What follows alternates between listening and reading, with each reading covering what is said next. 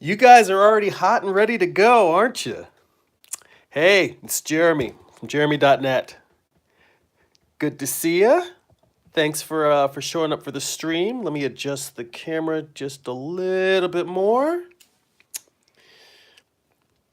I see American Swordfish and Ion Rocks already here in the chat. Good to go. Well, for everyone else who is watching, coming in, or anybody who is watching this on the replay, I'm Jeremy. I write and draw comics. If you'd like to support this channel, you can support it at patreon.com/Jeremy. If you'd like to read some of my comics, you can read. I've got a bunch of free previews on my website. Go to comics.jeremy.net. You can read pages from my current series, Morning Star, which is Lucifer's Fall from Heaven told as a Western. There's also a 30-page preview of my previous psychological thriller, Eye of the Gods. And if you would like to purchase some of my comics, you can get them in print or an Amazon Kindle at amazon.jeremy.net.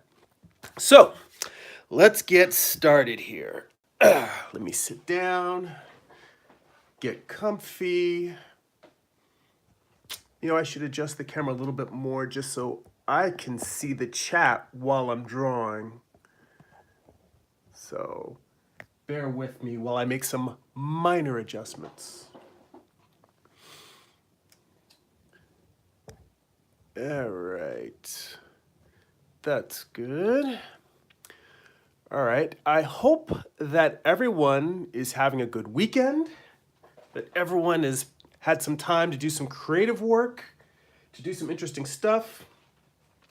I will tell you, I was a little bit nervous about working on this page in front of people, only because I have noticed that when I do the larger areas of black, when I'm doing my silhouettes of figures, and filling out, kind of basically building up the basic foundation of the page, that stuff, in general, I'm pretty good at talking and drawing at the same time. But I have noticed that sometimes I get a little bit lackadaisical and I'm not paying as much attention when I'm filling in details if I'm talking while I'm drawing. However, when it comes to stuff like what's left on this page, which are just really just filling in the faces here and here and here, those things like that, I do find sometimes when I'm talking, I get a little distracted. I don't pay as much attention. But I feel like that's a challenge for me. I want to learn how to be able to do all of this while talking. I mean, there's definitely the times when I just pre-record videos and I just talk and I'm not drawing at all. That makes things, much easier. But I like this community that we have, being online and talking to you guys and just basically sharing with you what's going through my mind while I'm working on comics. So I want to develop the skill to be able to do even the most difficult parts of a comic page while I'm talking to you. It may mean that I may end up drawing much slower, or I may end up drawing the same face and whiting it out over and over again, but that's part of the process. I mean, for me, that's the thing that I'm here for, is to share with you guys what I go through when I make comics, what works for me. I see Amaris showed up. Hey, Amaris, thanks for joining us. I like to share what works, what doesn't, the challenges, the successes and failures as I'm going along. Sonic Girl popped into the chat. Hey, thanks for joining us. Good to see you. There's one thing before I start drawing that I did want to mention, and it's the topic that I named this video after, which is comparing passion, not results. And this comes from a conversation I was having with Ion Rocks. We were having some coffee and we were chit-chatting, and we were just talking about artistic influences and people that we think are amazing, and Kim Jong-il came up, of course. And we talked about the fact that sometimes you see an artist and you're so in love with what they do. And when we talked about this, I was like, I got to put this in the video. They're so amazing that it almost makes you say, why am I even going to bother? Why, I should just give up. I think we all have one, if not several artists like that we really admire, and sometimes it makes us wonder why we're even bothering. And I don't know if you guys have heard the American Swordfish said, I hate that guy. He made me quit. I have to tell you that if you if you had I was about to take a sip of water, and if you had said that like 5 seconds later, you would have got a spit take all over this page. Well, yeah. So having an artist that's so awesome, it makes you want to quit. Well, I don't know if you guys have ever heard of the term comparison-itis. It's something I hear in podcasts that I listen to about like business and marketing. And they talk about that the idea of comparison-itis is basically comparing your results to other people's to the point where you make yourself sick. Because there's always going to be somebody who's better than you, who's doing more than you, making more money than you, whose stuff looks better. And it just, you will drive yourself crazy if you're always chasing that. So I had this thought. While it is important to try and improve your work and to look at other professional artists as a bar to raise the quality of your work too, when it comes to the actual just day-to-day creative process and what's healthy for getting artwork done and keeping you motivated, I think I would like to compare, I think it's better to compare the passion as opposed to the results. And when I say that, what I mean is, don't try to compete with Kim Jong-il on terms of how well he draws and how big he draws and how many characters he can put on a page. If you're going to compare yourself, you're going to try and compete with a master like that, compete for how much you love to draw. Compete for how much time you want to spend at the artboard. Not how many hours you do spend at the artboard, how much you want to do it. How much you actually enjoy the creative process. Because I have to tell you, that's the one thing that I think is a positive, really positive way to compare yourself to others. Because it's about love, it's about joy, it's about doing something that you care about. I mean, if I were to spend my entire life writing and drawing comics and I never made any money from it, I still wouldn't feel like I wasted my life because I spent my life doing something that I love. I mean, the only reason why I want to make money from my comics is so that I can spend more time doing it. In the end, the real reward for me is the making of the comics. That said, feel free to support the channel on patreon.com, but nothing, I'm kidding. But that said, the idea of, oh, I see Danny Nunez popped in. Thanks for joining. Thanks for coming out of the stream. Yeah, so if you compare yourself in terms of how much you love drawing, who knows? Kim Jong-il might have been doing it for so many years, he might be burnt out. He might just be like, yeah, well, I do it on my automatic pilot. But if every day you sit down at the drawing board, you're like, oh, I love this. I can't wait to work on this page. I can't wait to design this character. I can't wait to work through this visual problem. You're winning. If you're doing the thing and you actually are passionate about it, if you love doing it, if I can't tell you that if you want it bad enough, that it's going to happen. That's BS. That is not, just having the passion alone is not enough to make you a successful artist, but it is enough to make you a happy artist. And in a world where there are no guarantees in terms of whether you will or won't be successful, in terms of people who go to art school, like there's tons of people who go to art school and never actually end up going into the field where they're using their degree. All of the different things that you can do to become an artist, there's still no guarantee that you're going to be successful at it, that you're going to make a living at it. But if you're passionate about it and you're spending your days doing something that genuinely fills your life with joy and excitement, that's the win. And that passion, let me put it this way, anybody who is successful probably already has that passion. They may lose it somewhere along the way depending on the difficulties they go through in their career. But that passion is that's like the bare minimum. You got to have that because that's what will give you the energy to go through and spend hours at the drawing board and not resent it, not feel like you're chained, but to actually look at this time that we're spending right now, sitting at a drawing board, just working on whatever we're working on, looking at that as a joyful time, a peaceful place. That's the win. That's the thing that will make you feel like this is worth it. All the other rewards, maybe they'll come, maybe they won't. I can't tell you that they will. I mean, hey, I still work a day job, and I have to come in and make comics in whatever hours and little bit of time I can find here and there.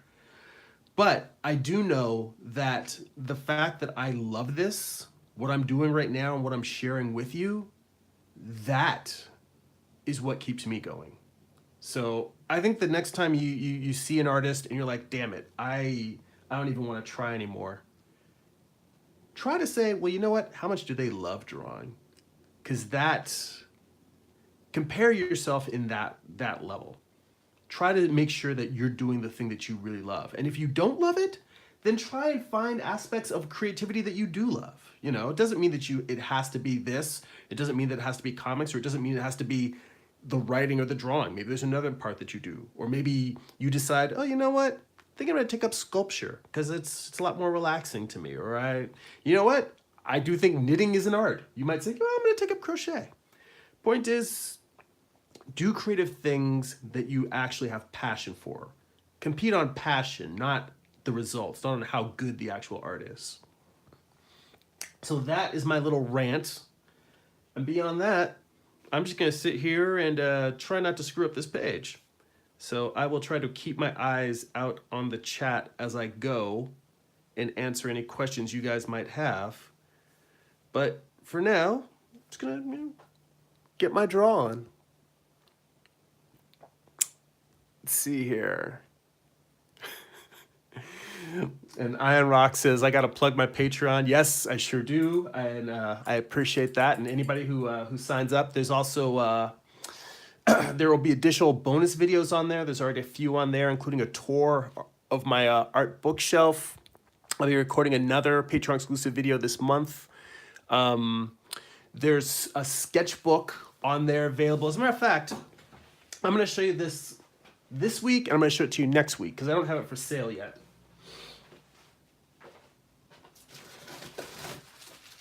Oh, but by next week, I will have a link up on my website, and I will share it with you so you guys can see it. But Morningstar issue 7, the sketchbook arrived from the printer yesterday. So what this is actually what's going to be in the final issue. Like, you've seen me inking some of these pages on the live stream. These are my rough layouts, but they're lettered. So it's the whole issue. It's just a rough sketchbook version. And I'm only going to keep these in print until I get the final book printed. So there's only 50 right now. And if I sell out of them before I get this final issue into print, then I may do a print run of another 50. But yeah, that's it for now. That's it for now, like I'm leaving. But yeah, that's the sketchbook. So it's not available to buy on my website yet, but it will be available on jeremy.net by next week, and I'll mention it again so you guys can buy it. But it's one of the other things that just happened. I'm pretty excited about it.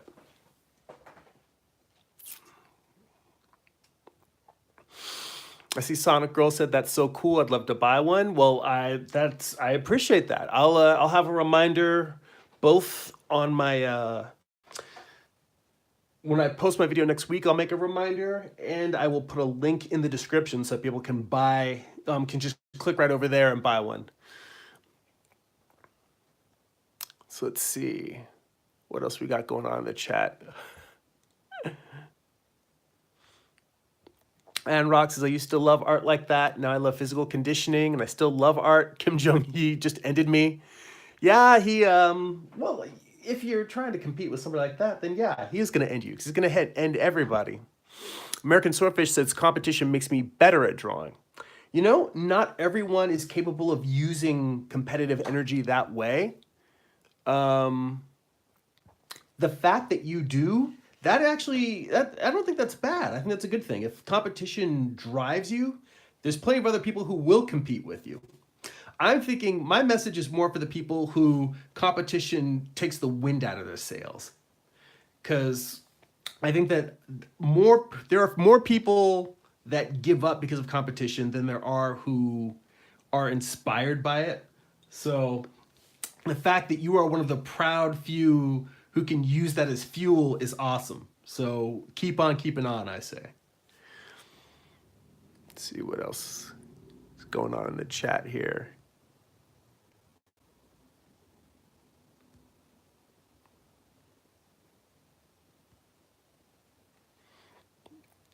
Let's see. Iron Rock said, I used to be extremely passionate about art. It was my reason d'etre. Inspiration does it for me.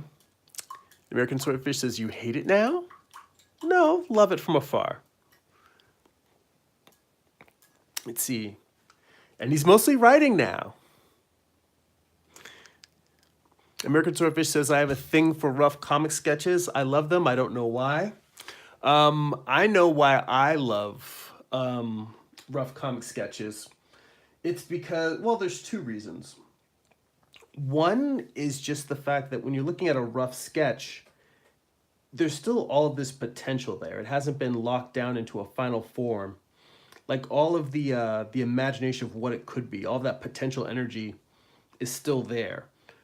And even if it's an artist who is masterful and you know that the final result is going to be awesome, there is something cool about seeing that raw version that's kind of like looking right into their subconscious.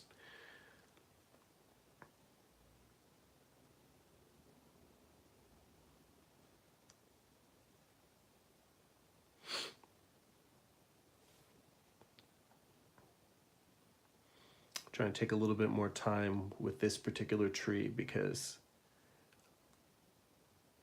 I feel like I kind of butchered the other one, the large one in this panel, but not to the point where I need to redo it all. It just isn't quite what I saw in my head. And I think that that's another thing, is being able to accept when a drawing is not what you imagined and say, all right, well, it isn't what I saw when I envisioned this page, but does that mean that it isn't working?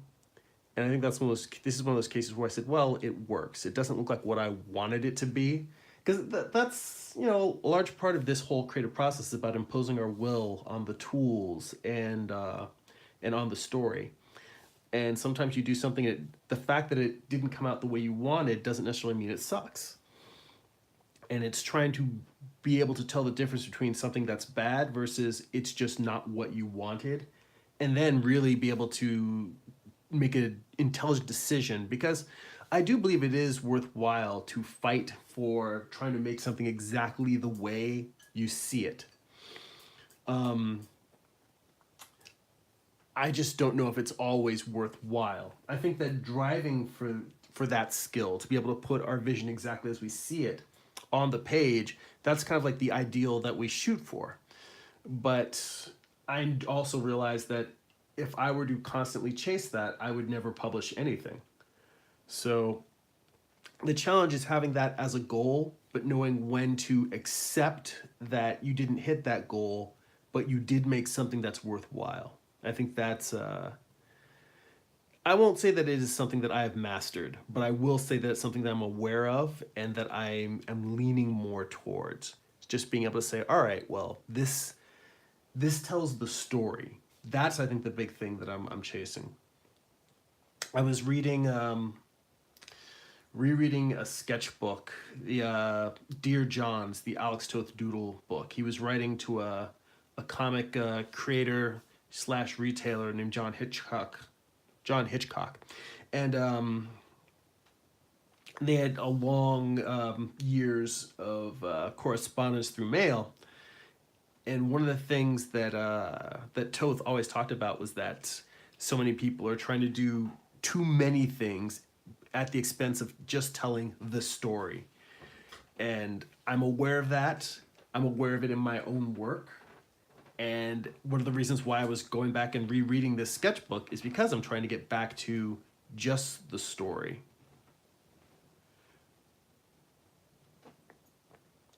We're figuring out what are the basics that I need in order to tell a visual story.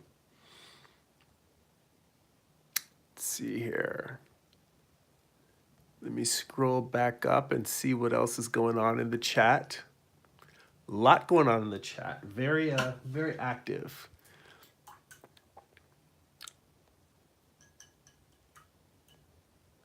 So Iron Rock says, I like inspiration and the joy of doing things. Kirby was big on competing. Let's see. That's true. Kirby was a feisty one and definitely did, did battle with a lot of people. But I also think that it can drive you crazy. First off, if you're going to compare yourself to Kirby, trying to compare yourself to Kirby is a road to madness. There's a reason why he's the king of comics. I'm just thinking in terms of what's going to get you through the day in terms of making the stuff you want to make. Luther Strode came up. American Swordfish said Luther Strode's a joy for the eyes, which I also think it's a beautiful comic. Danny Nunez asks, other than drawing, what do you do with your free time? I find it hard to balance my time when I get off work and don't draw as often as I want. Well, most of my time, really, if I'm not drawing and I'm not at work, I'm usually just hanging out with my wife.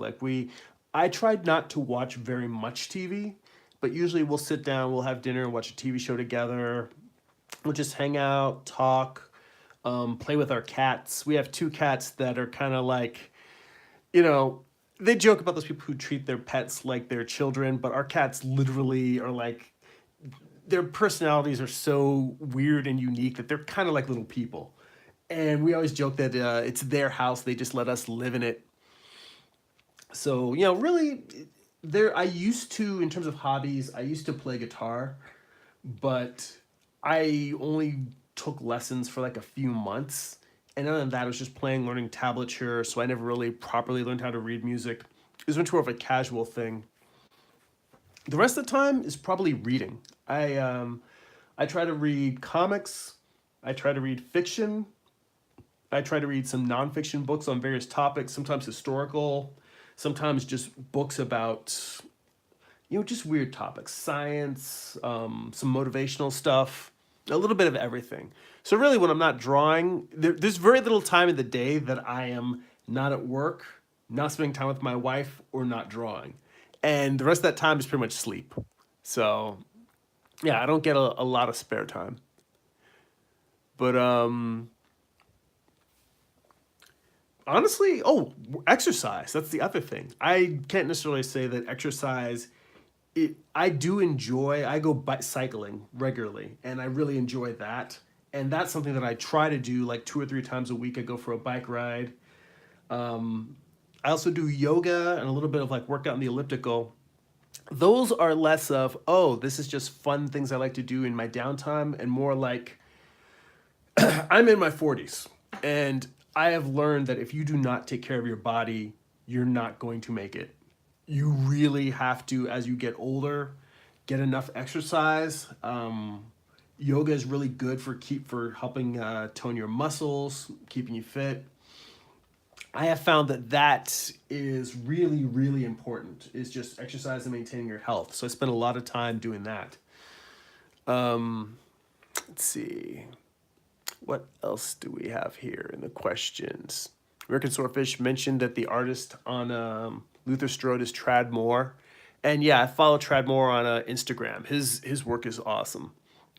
Where do I buy comic book paper? Well, let me see. I usually just buy it at my local art store. There's a Michaels. We used to have an Aaron Brothers, but that went out of business. Hang on, let me grab a pad.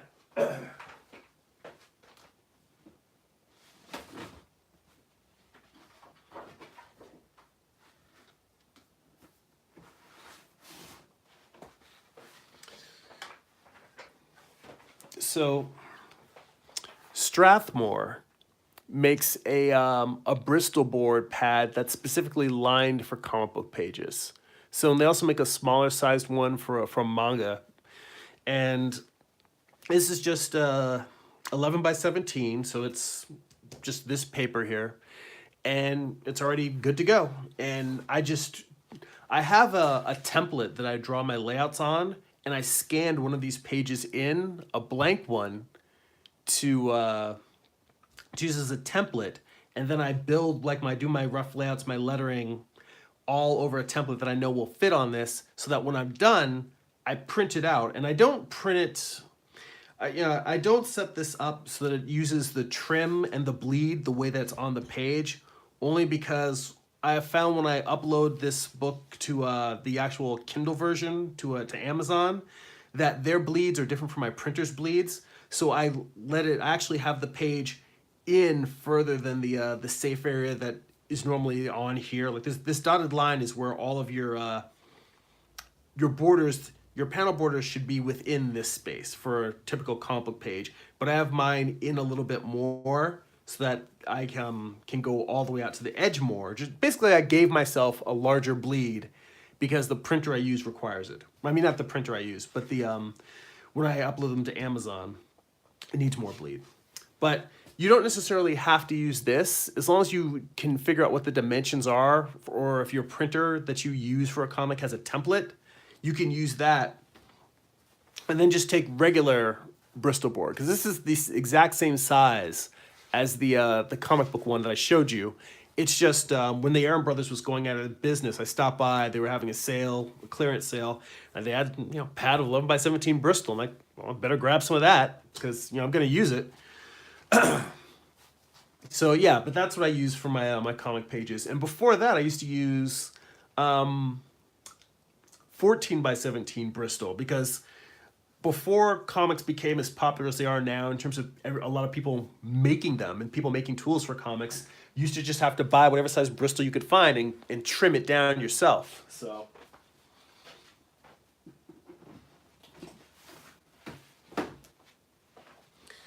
yeah, trimming down the old Bristol, that's for the old school comic creators.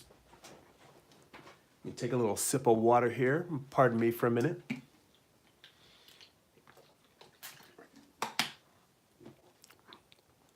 I saw a few more people come into the chat. Let's see. I see Masood popped in. He said, "Thanks for this live stream. Greetings from Iran." Well, thank you. Pleasure to have you on. I hope you're enjoying it. I hope you're having a great day. That you're happy and healthy and creative and having fun over there.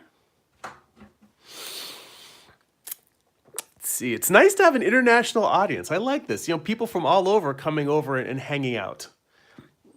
Amara said, "Great info, very useful. Thank you. I appreciate that." Let's see. Let me scroll back up. I see Travis Frederick popped up in the chat. Thanks for coming by. He said this page looks awesome. Thank you. Let's see here.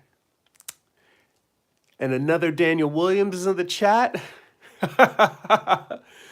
Flexing the American Survey said Daniel Williams flexing right here, destroying the competition. Nice, man. Let's see, my cousin and I had this quick, lighthearted art competition. I think I ended up discouraging him. I feel kind of bad about it right now. Well, my whole thing that I was, talking about in terms of comparing yourself and competing with others, to be fair, if you're the winner of that competition, it's not a bad thing. It's the people who lose the competition and get disheartened. My message is for those. My message isn't for the winners. Man, you're fine. You're doing good. You keep killing it. All right. Let's see here. Trying to see if there's anything else on this panel that I need to get before I move on. Sometimes I'm drawing a page and I'm like, I can't tell exactly what it is that's not right, but there is something off. And I feel like there's something on this page it might be because of the amount of detail that I have in here, which goes back to the Alex Toth thing of putting too much detail. But I can knock a lot of that back in Photoshop and kind of like cut it back. Just white it out or lower the opacity on some of these detailed parts. Let's see here.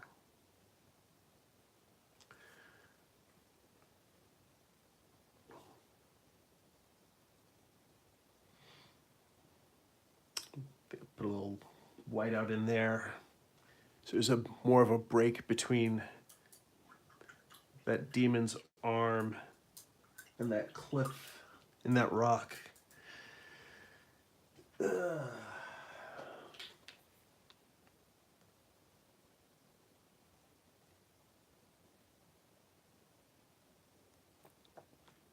I see people asking where everyone's from. This is kind of cool.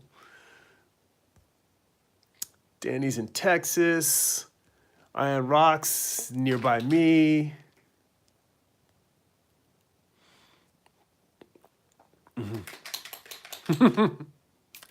Iron Rock said he went and ordered another brush pen.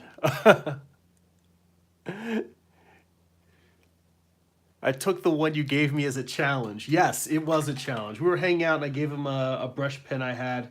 And yeah, the particular Pentel ones, not that expensive. Let me see if I have the brush pen. Part of the conversation was just about inking in general, because I was actually working on this page while we were hanging out. And I've mentioned this on the channel before. The way that I finally figured out how to ink with the way I figured out to ink with a brush was by doing convention sketches with a brush pen. Let me see.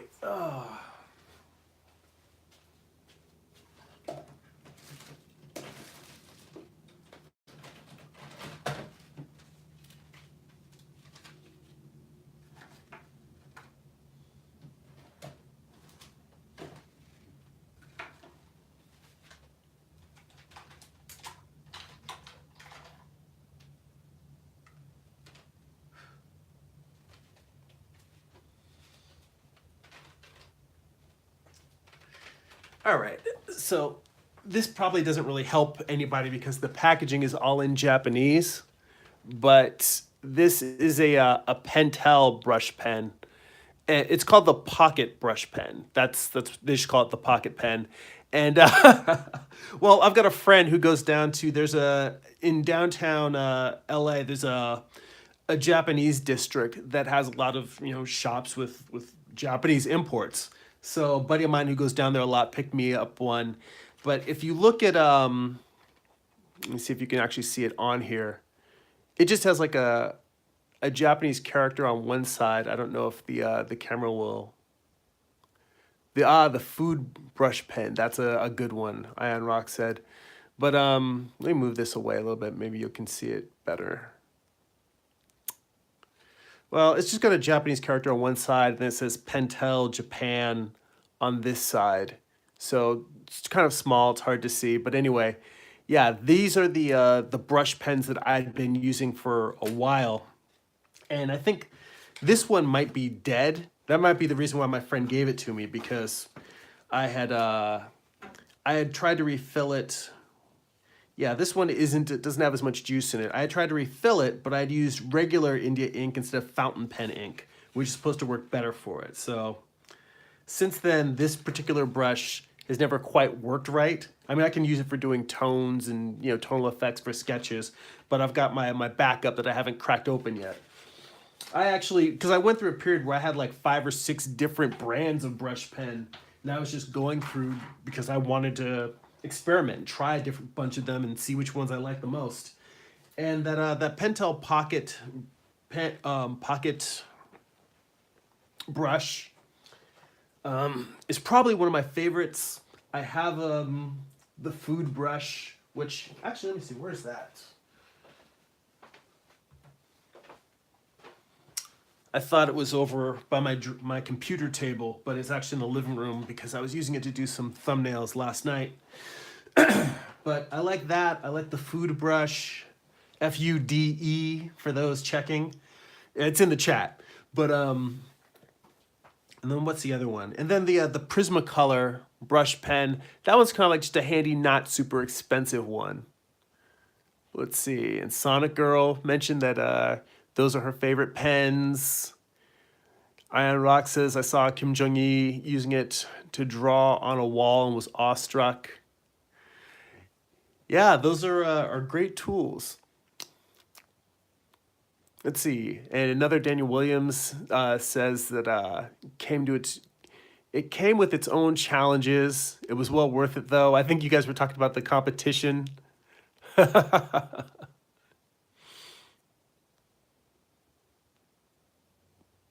Oh, moving. from Georgia to Ecuador. Oh, we've got more world travelers. Powell, I believe that's how you say your name. I hope I'm not butchering it. From Poland, but live in the UK and Canada hopefully soon. Sonic Girl's also from Cali.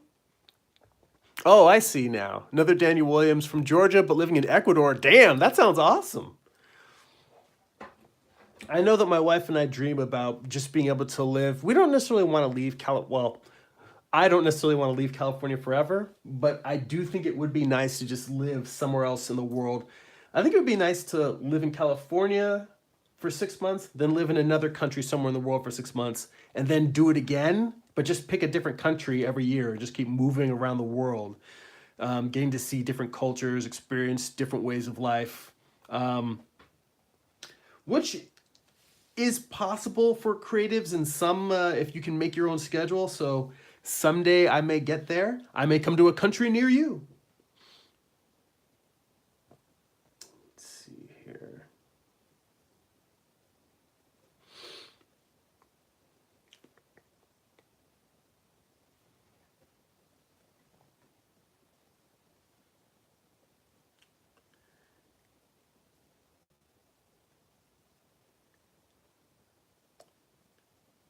Yeah. Need to put in the white of her teeth here. Let me see if I have my little white brush. My white brush pen.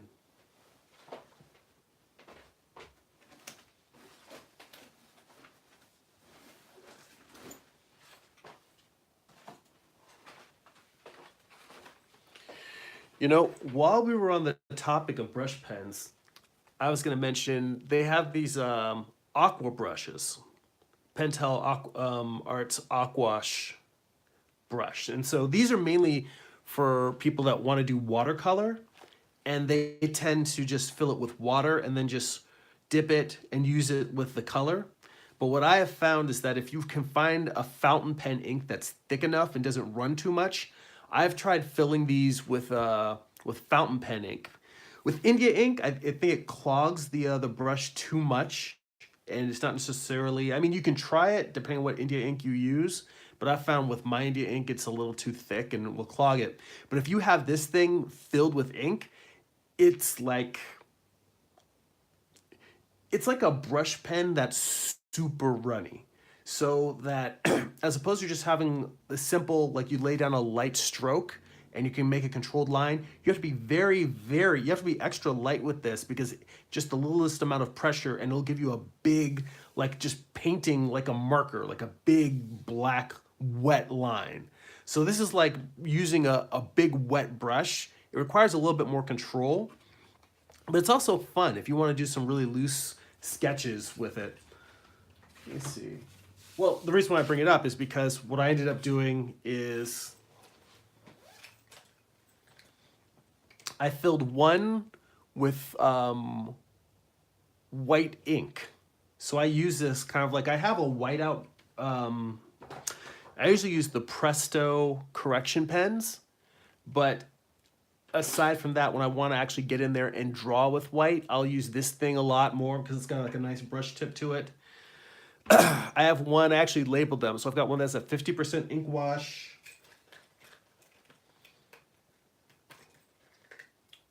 One that has like I just put like a 0.5 ml because that's how much ink there is in there, like just a little bit of ink. So it's mostly water, just enough ink wash to give it tone. And then one that's 100% ink.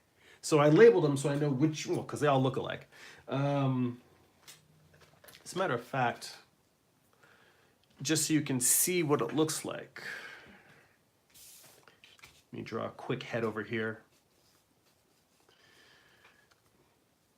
And I still want to experiment with inks to try and find one that gives me a little bit, that's a little darker. Because this one also dries semi-transparent, it's fountain pen ink. But as you can see, well, I don't know if you can see or not, but it goes on really thick. You gotta have a light hand, and if you're using paper that bleeds, it will definitely bleed on you. But I think if you're doing something where you're either doing it on a cardstock or watercolor paper, or you're doing it on a thick paper that can take a lot of ink, this gives you like a nice, rich, like it's almost, this feels much more like you're painting, which considering the fact that its purpose is to just flow water for people that are possibly using, like, say, watercolor, then it does, I mean, it works exactly like what you would expect for trying to do watercolor in terms of like a really heavy ink flow. So it's another fun brush pen possibility. Now, I will say that the difference between this, using the other ones, like the pocket brush and the food brush, those helped me in terms of developing control so that I eventually, when I switched over to just inking with a brush in general, it felt natural. Whereas this, I feel like I have less control over this than I do over a pen brush, or even less control than I have when I'm doing my normal comic book inking. And it's really just a matter of how runny this is, because it's just giving you like just thick stroke after thick stroke of ink. And if you do a bunch of strokes to kind of dry it out, that's one thing I'll do is if I'm going to do something detailed like some eyes or nose, and I'll find a scratch paper and I'll do a bunch of lines like this to make it a little bit less wet, so I can make a few really controlled detailed lines. But like if you just have it touching the paper, it'll just keep bleeding out more and more ink. Oh, so that was a tangent. Because I wanted to go in here and draw some teeth down at the bottom of her face. Oddly enough, the white one doesn't bleed anywhere near as much as the others because the white ink is thicker. Let's see here.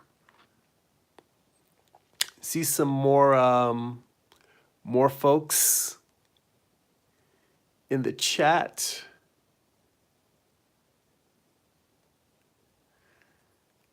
Let's see here.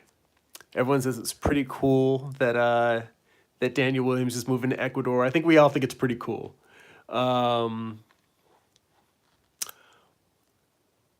Pavel. Pavel said that I was nearly there at the pronunciation. The W is pronounced as a V in Polish.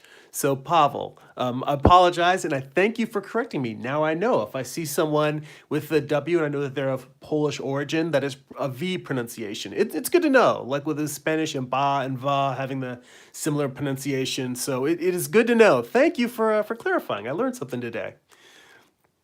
Let's see. Rocket in My Eyes is from the Bay Area, but it's been in Oregon for the past few years. I don't know if you guys want me just shouting out in the chat where you're from, but Madhur said, hi, great work. Thank you. I'm glad you joined us for the chat this weekend. Iron Rock says he loves that pen. Can't wait to get it in. And I'm glad you've been drawing with the pen that I gave you.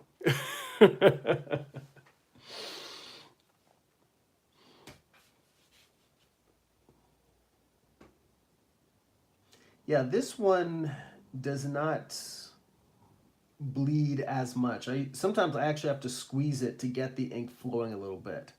And I mean, that's another thing. Not all inks are created equal. I've been inking for a long time with some Japanese ink that a friend gave me. I finally used it all up, and I switched back to the Speedball ink that I generally have been using like for the past previous issues. And it is definitely a change because it's thicker, but it doesn't flow as well. Of course, if it's thicker, it doesn't flow as easily. You know what? I'm gonna bring the camera down a little bit so you guys can get a little bit closer to the page while I'm drawing.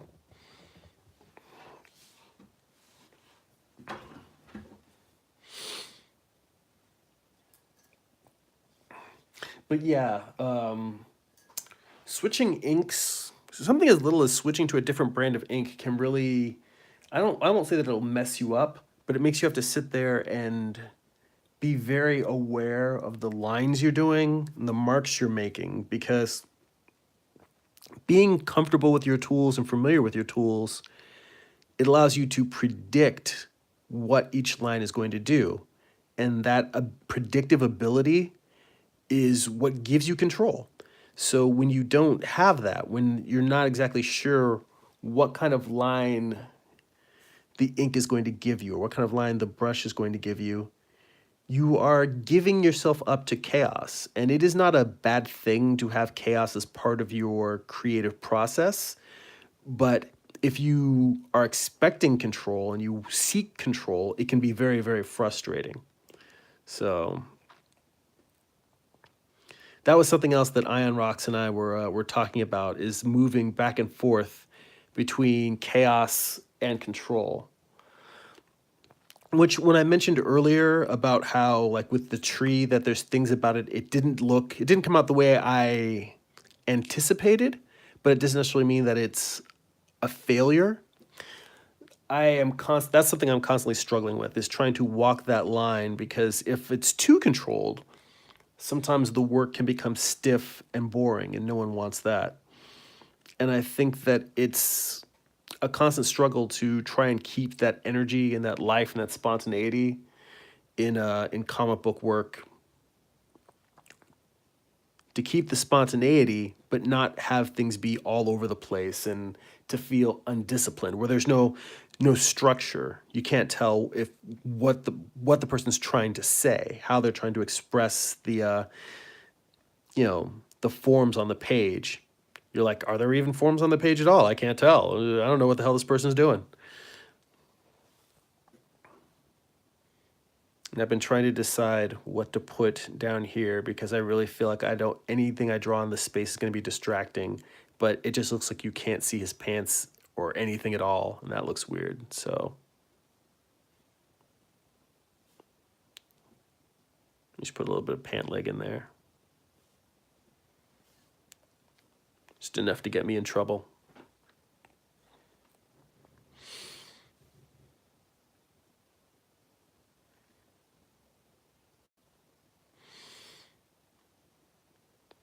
And Rox mentions that he has nerve damage in his hands from hitting the heavy bag, and all his lines are wonky and not smooth. Well, it's funny. I know that he still had a lot of control, but if you look at Mobius's later work in his life, a lot of his drawings had very shaky line work. There's something to be said for finding a style that I mean, that's presuming again. Like, I know you said that you're writing, you're working, focusing on your health. You're not really concerned about drawing per se anymore. You're a fan of the art process. But even if you're drawing just for fun, there's lots of people that have rough, shaky lines and still make interesting, compelling art. It's a matter of knowing what you want to say and then using the tools, the capacity you have in order to say it. So it doesn't necessarily mean that no art for you just because you're not making smooth lines. And in addition to that, there's also drawing with digital tools, where they're drawing in Illustrator, working or Flash, where it can smooth the lines for you. It's not something that I mess with that much, but I'm sure there's multiple apps that do line smoothing. Usually it tends to be more in animation programs, but I remember back when I used to use Flash, it actually bothered me how much it would smooth the lines, because I felt like it eliminated a lot of the character that I wanted. And then also there's doing stuff in Illustrator where you're designing the characters and you're designing the forms. You don't necessarily have to draw. You can still just sort of, make shapes and symbols and use those symbols to tell the story.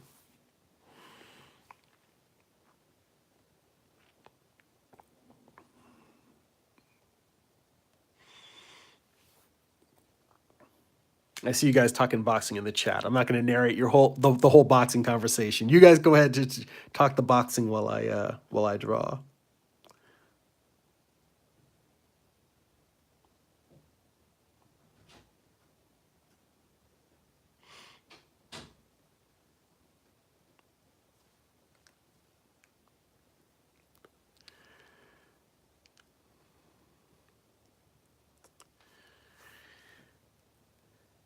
Yeah.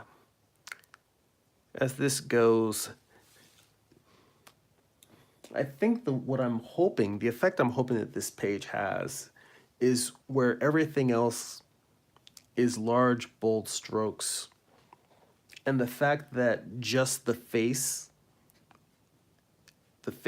and maybe the hands have delicate line work on them from the thinner brush will make them jump out more. Because I don't want to have detail just for detail's sake.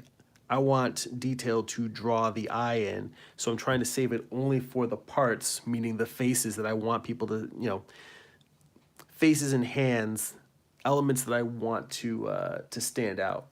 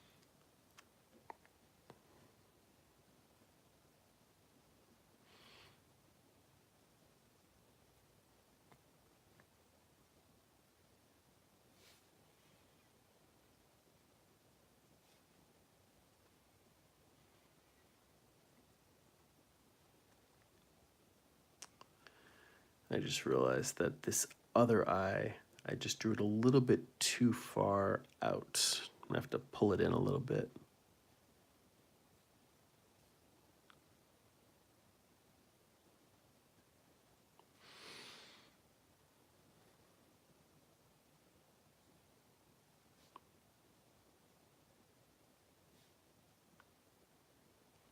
Let's see here.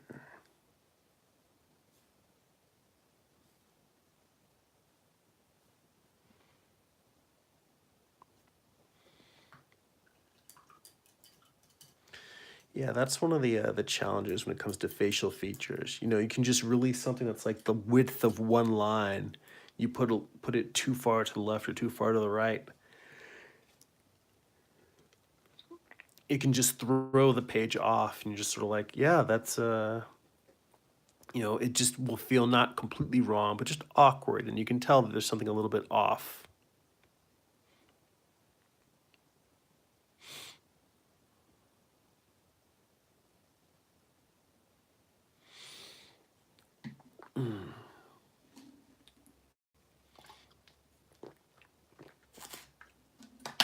Of course, you can also drive yourself crazy with the constant. I mean, you should constantly be correcting your work, looking at it, saying, "Oh wait, this is a little bit off. Let me move this. Let me tweak that." But by the same token, you can drive yourself up the wall trying to get all of these things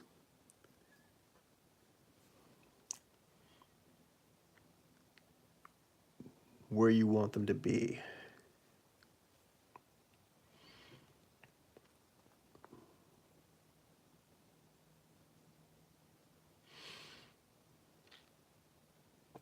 I think that that's kind of the space that I'm constantly living in, is trying to be in that place of making corrections and improvements without debilitating myself, making myself exist in a space where nothing is working.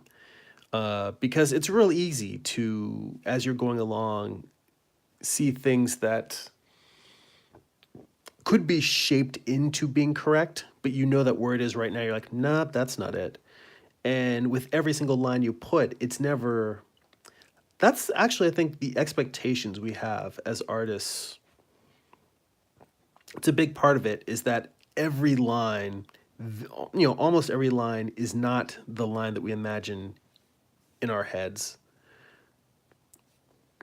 In our heads, we imagine every stroke, and every time the pencil or the brush reaches the paper, what we want to see is perfection, and then what comes out is not horrible, but it's not perfection, and then we're chasing perfection instead of staying in the moment and just trying to make it whatever it's going to become.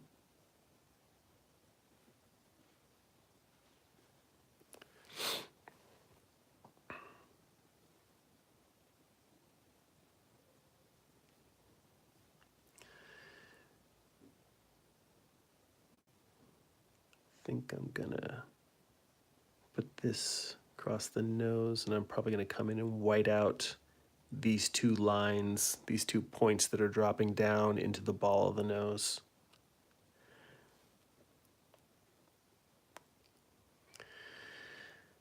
And sometimes that's actually a pretty useful tactic, is to just put lines in so that they have the energy that you want, and they're kind of haphazard, knowing that you're going to come in and white out part of them.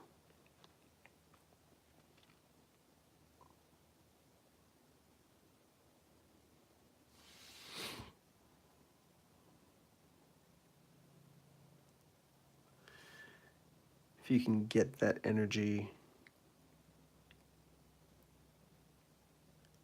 on the page, it's fine to paint out the things that are wrong afterwards.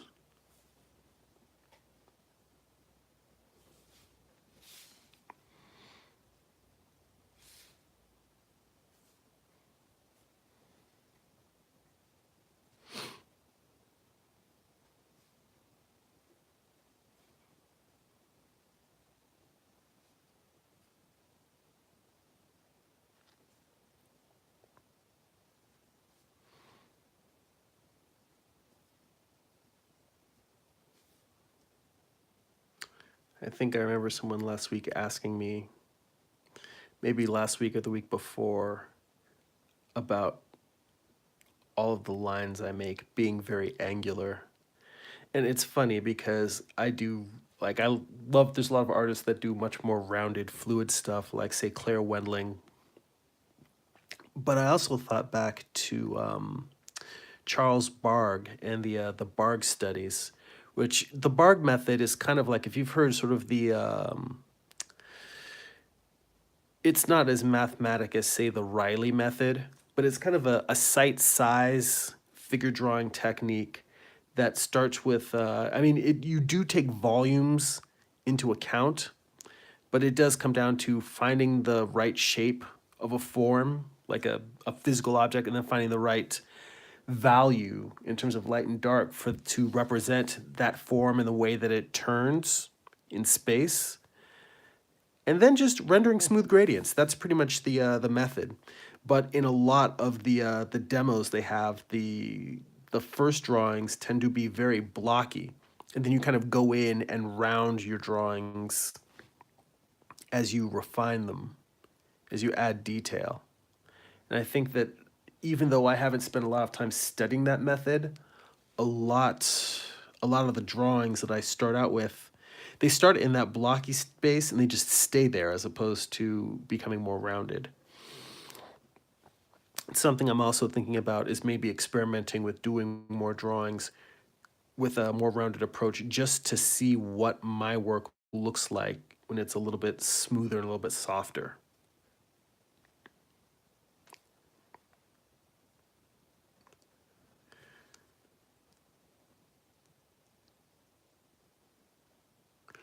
Well, I see that we are at 59 minutes. So I will finish up this face and I'll draw this face real quick. And then I think we'll call it a day. So if anybody has any questions in the last few minutes, feel free to pop them in there in the chat. And I will try to get to them before we wrap this up.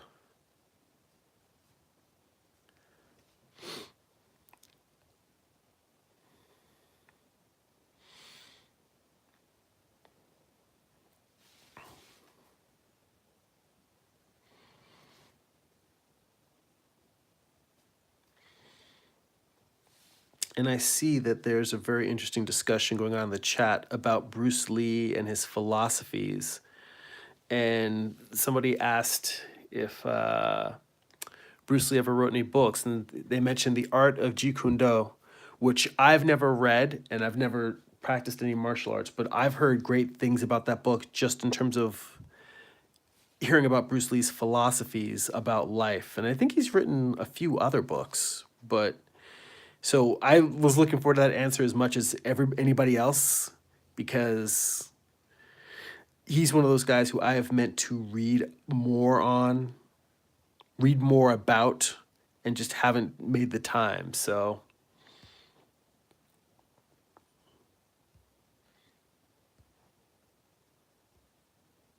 scroll back up.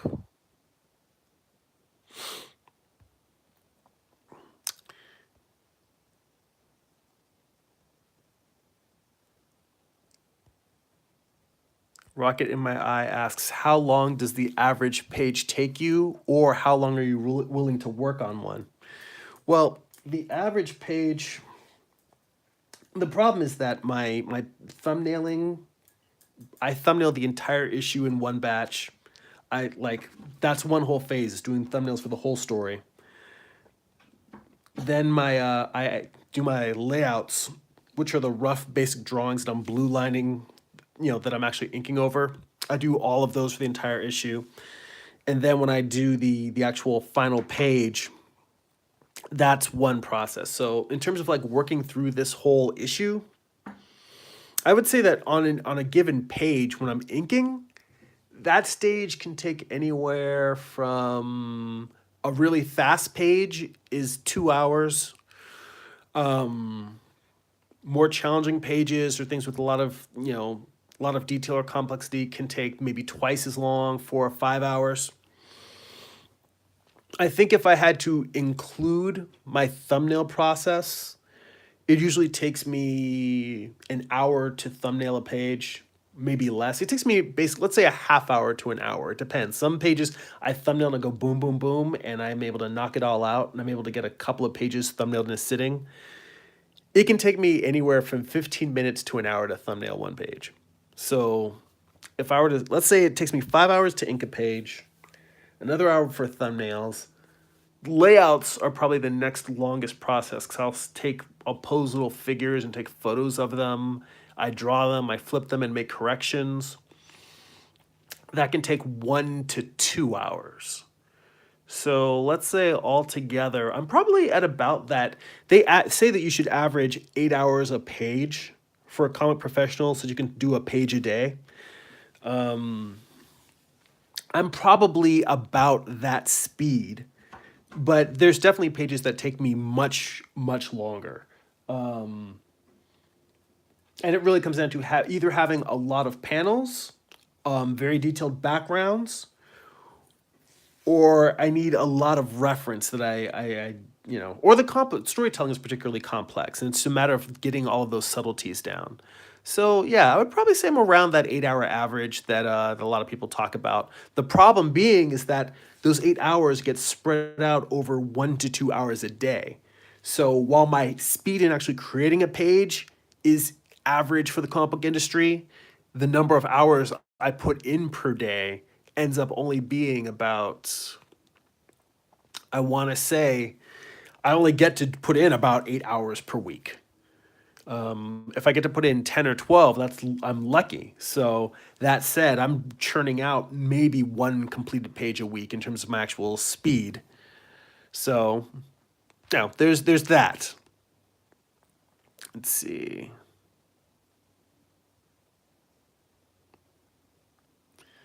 And Danny Nunez says, thanks for the live stream. I'm glad I finally made it. You know what? I'm glad you made it too, man. I'm always happy when people stop by and check it out and spend time with me while I'm drawing. Anytime I can share something that's helpful to other creatives, that's great. So, I'm glad you made it and stopped by. Let's see. Ion Rocks also mentions that Little John went through Bruce Lee's notes and published a series. So I probably will want to check that out. He's always got a lot of great recommendations. Pavel says, I'm new here, so I would like to know how long you've been drawing. Let's see. Well, I've been drawing since I was a child. I'm in my 40s now. I'm 42. I'm at that age where I sometimes forget exactly whether I'm 42 or 43. But I started making comics when I was in high school. I was in a small independent studio during my last 2 years of high school. So when I was like around 16, 17, I got to publish some comics which were god awful. Like most people, when they talk about your first work, your first comic stuff, it's just yeah, that stuff is horrible. But when I was in college, I got a job at the school newspaper, so it didn't pay a lot, but I was getting paid to work as an illustrator, illustrating articles for the newspaper. So I guess I started working as a professional artist then, and by the time I graduated, my senior year, I got a paid internship to work with a company as a to do storyboards and character designs for an in-house intellectual property they were developing, and and I got hired on right after I graduated. So I did that. Like I'd started working basically. I so I was getting paid to work as an illustrator since I was 18, but it just was never a lot of money. And then once I had that first job doing the concept art and character design, I ended up moving more into graphic design and web design and animation because I couldn't find full-time work doing just illustration. And it's kind of been that way ever since. Like my day job, I work as a toy designer, and I'm very lucky to have that job. It's a very fun job. It's a creative job. But I still don't do as much actual illustration work in that job as I do for my personal work. And to be honest, the work that I do here wouldn't fit any of the stuff that we do for my job. This stuff in itself, the actual ability to know perspective and volume and anatomy is very useful. But my style, my natural drawing style doesn't really translate to the type of work we do, which is why I do my comic books on my own. I like writing, drawing, and telling my own stories. And I kind of like doing something where I'm my own boss and can make whatever I want to make. So let's see. There were some good book recommendations. Another Daniel says, would you say someone who has a looser, who would you say has a looser style in comics? Someone who is Claire Wendling-esque? Well, Eric Canetti has definitely said that he's a fan of Claire Wendling's, and you can see it in his work. And I don't think of that as a bad thing. I think that if you could be influenced by anyone, Claire Wendling is a great person. And Eric Canetti, probably, I would say I'm definitely influenced by him to the point where I have to be careful not to look at his work too much because I'll start aping his style. But I really, really like Canetti's work. I've bought a couple of his sketchbooks, and Canetti has a nice loose feel to it. Ashley Wood is one of my big influences. He definitely falls into that camp. Ben Templesmith. I'm trying to think of who else. Well, Sean Murphy. Sean Murphy also.